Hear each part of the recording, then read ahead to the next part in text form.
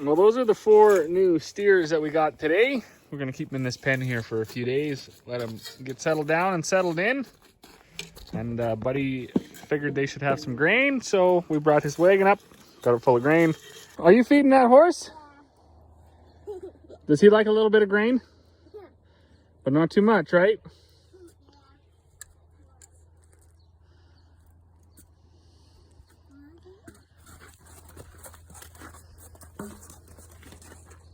What do these critters think? They don't think too much of nothing. They're pretty small.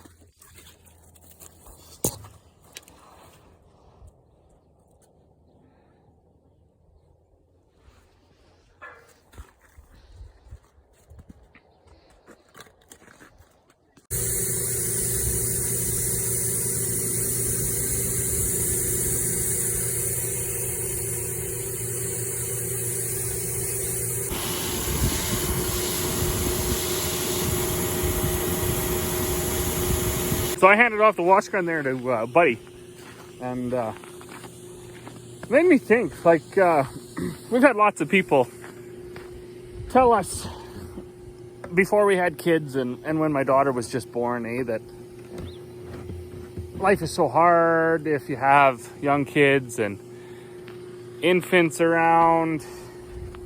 They're not so helpful. They need lots of supervision. And all those things may or may not be true, but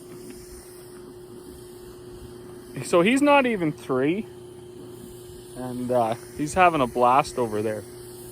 So they're only as unhelpful as you allow them to be. If you get out of their way, actually the wash gun just kicked out there. But yeah, if you get out of their way and you let them just get right in there and get at it, from helping feed the animals to washing hammer mills to, he was helping Papa fix the air compressor in there. Yeah, if you get out of their way, you'd be pretty surprised at how helpful and involved they can be.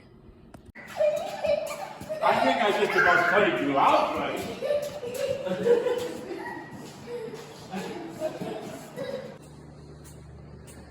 So we're back into hammer mill repair. So this piece I noticed was broken.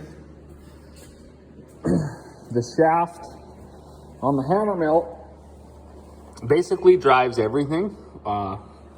So your PTO off your tractor goes into this shaft here.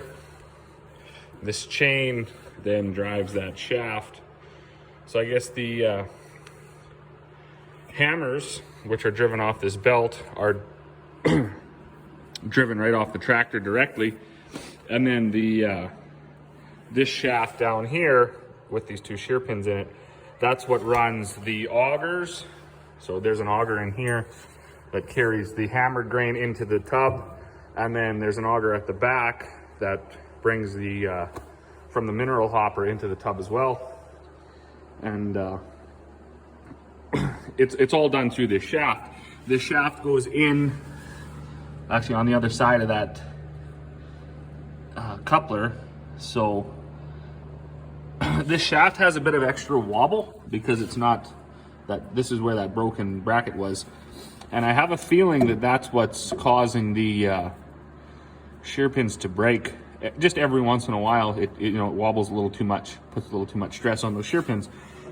So I've got to take this shaft out. It's not actually that hard to do, but I got to get it out. I got to get that welded back up, and this self-centering bearing, I got to get it moved back a little bit.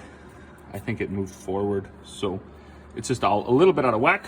Not that big of a deal though, I don't think. So that's going to be my project here going for the first part of the day, and hopefully we can get it back together and get milling. All right, so the shaft is out.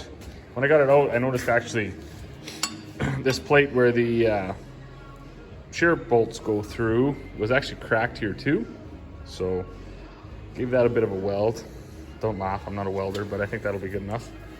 And then this plate, welded it up.